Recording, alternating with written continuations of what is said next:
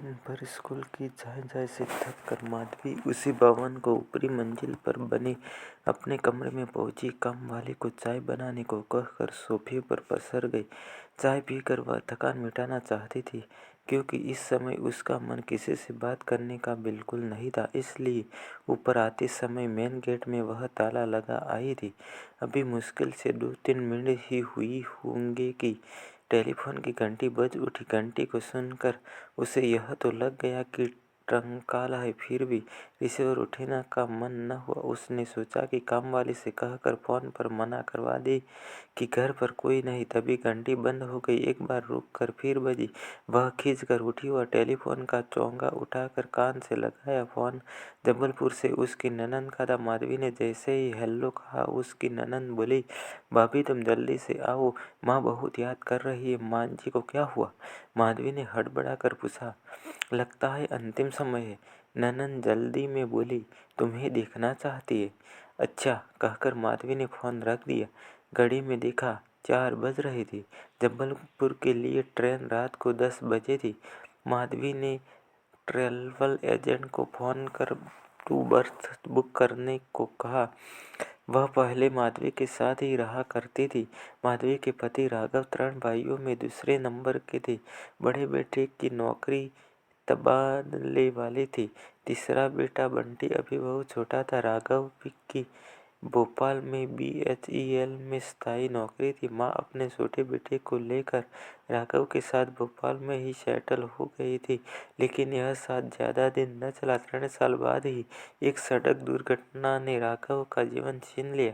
माधवी को BHEL से कुछ पैसा जरूर मिला, पर अनुकंपा नियुक्ति नहीं मिली। सास ने परिस्थिति को भांपा और बंटी को लेकर बड़े बेटे के पास चली गई। माधवी ने पति के मिले पैसे से एक मकान खरीदा, कुछ लोन ले कर दूसरी मंजिल बनवाई, खुद ऊपर रहने लगे और नीचे एक स्कूल शुरू कर दिया। पति की मौत के बाद माधवी की सारी दुनिया अपने बेटे और स्कूल में सिमट गई। पहले तो सास से माधवी की थोड़ी बहुत बात हो जाया करती थी, पर धीरे धीरे काम की व्यस्तता से यह अंतर बढ़ने लगा। माधवी की ससुराल मानो छूट गई थी। जेठ और देवर ने फोन पर हालचाल पूछने के अलावा और कोई सुग नहीं ली। मकान, जमीन जायदाद या दूसरी पारिवारिक संपत्तियों में हिस्सेदारी तो दूर, किसी ने यह तक नहीं पूछा कि कैसे गुजारा कर रही है या स्कूल कैसा चल रहा है।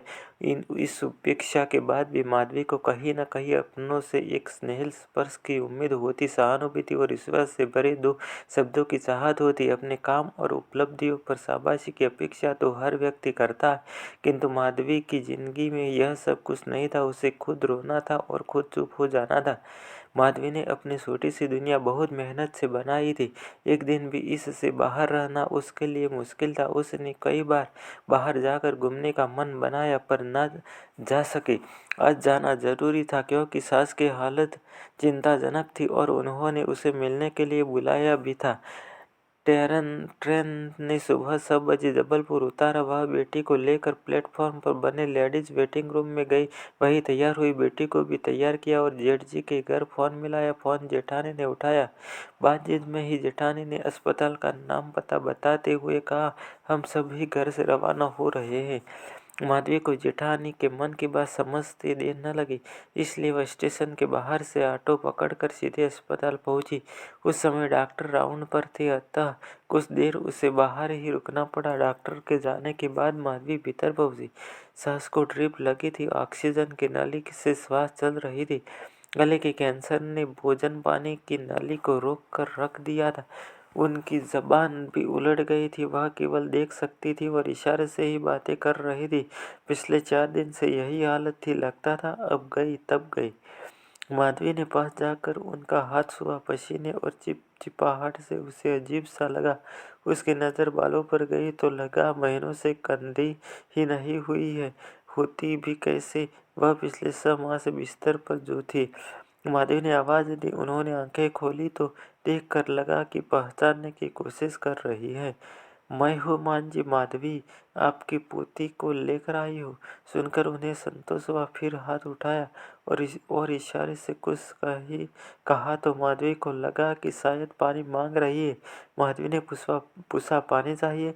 उन्होंने हाँ में सिर हिलाया। माधवी ने पानी का गिलास उठाया ही था कि वहाँ मौजूद परिजनों ने उसे रोक दिया। कहा डॉक्टर ने ऊपर से कुछ भी देने के लिए मना किया है। माधवी का हाथ रुक गया। उसने विवशता से सास की ओर देखा। सास ने माधवी की बेबसी समझ ली थी और समझती भी क्यों नहीं। पिछले 4 दिन से यही तो वह समझ रही थी। हर आगंतुक से वह पानी मांगती, आगंतुक पानी देने की कोशिश भी करता, किंतु वहां मौजूद डॉक्टर और नर्स रोक देते थे और मांझी को निराश होकर अपनी आंखें मूंद लेनी पड़ती। सास की इस बेबसी पर माधवी का मन भर आया।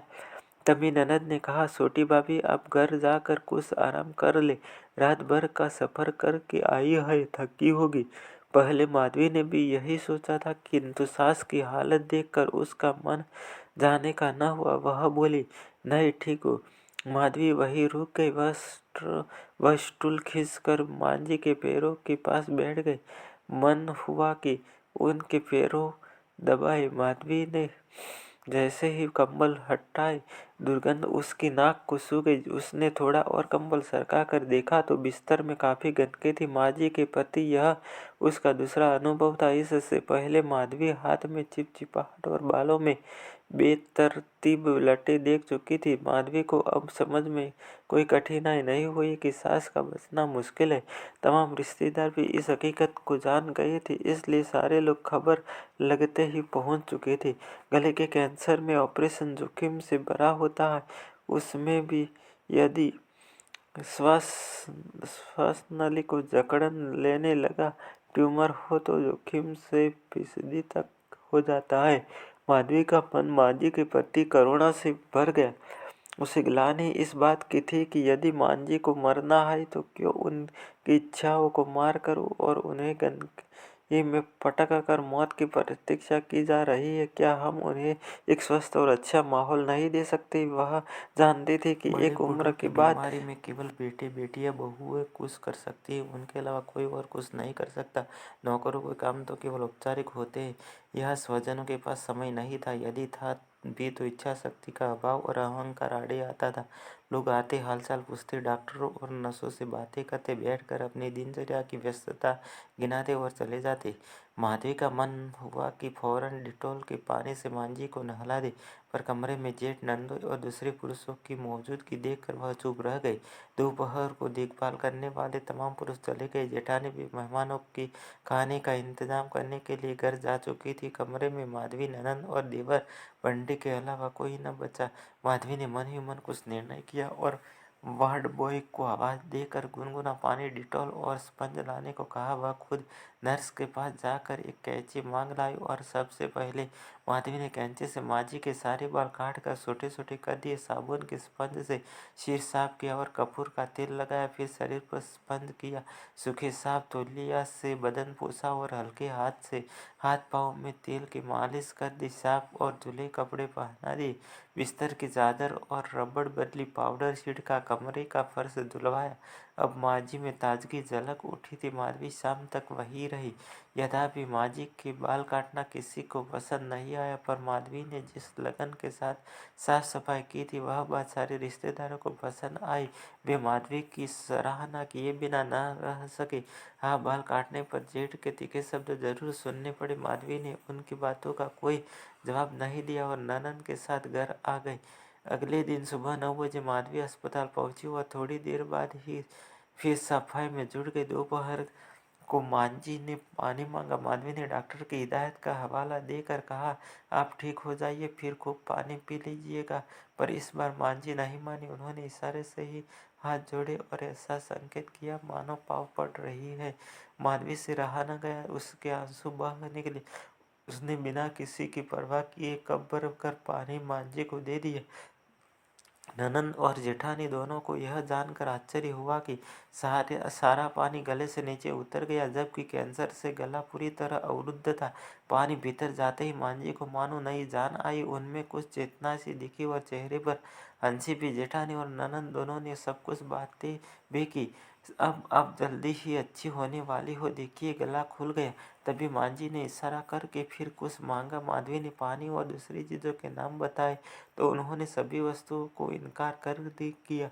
माधवी ने पूछा दूध, उन्होंने हाँ में सिर हिलाया। माधवी ने तुरंत दूध मंगाया। इस बार जेठानी ने सख्ती से मना किया और कहा पानी तो ठीक है, पर दूध बिना डॉक्टर से पूछे न दो। पर माधवी को जाने कौन सा जुनून सवार था कि उसने बिना किसी की परवाह किए मांझी को उसी कप में दूध भी दे दिया। दूध भी गले के से नीचे चला गया। मांझी के चेहरे पर एक अजीब संतोष उभरा। उन्होंने इशारे में बेटी बेटियों को बुलाया। बाकी तो वह थे, जेठ और बंटी नहीं थे। उन्हें भी टेलीफोन करके घर से बुला लिया गया। मांझी ने पहले जेठ का हाथ ननंद के सिर पर रखवाया, फिर माधवी को बुलाया और फिर बंटी को। उन्होंने माधवी का हाथ पकड़ा और बंटी का हाथ माधवी के हाथ में देकर उसकी ओर काती निगाह से देखने लगे, मानो कह रही हो अब मेरे बेटे का तुम ही ध्यान रखना। माधवी का मन भर आया, आंखों में नमी छलक आई। उसने कहा आप चिंता न करें, बंटी मेरे बेटे की तरह है। फिर उसने निगाह बंटी की ओर फिरी तो उसे अपनी ओर देखता पाया। भीतर से माधवी का माथुं तो उमड़ पड़ा। तभी मांझी के हाथ से माधवी का हाथ छूट गया। माधवी चौंकी। उसने मांझी की गर्दन को एक और ढुलकते हुए देखा। कमरे में सभी चीख पड़े।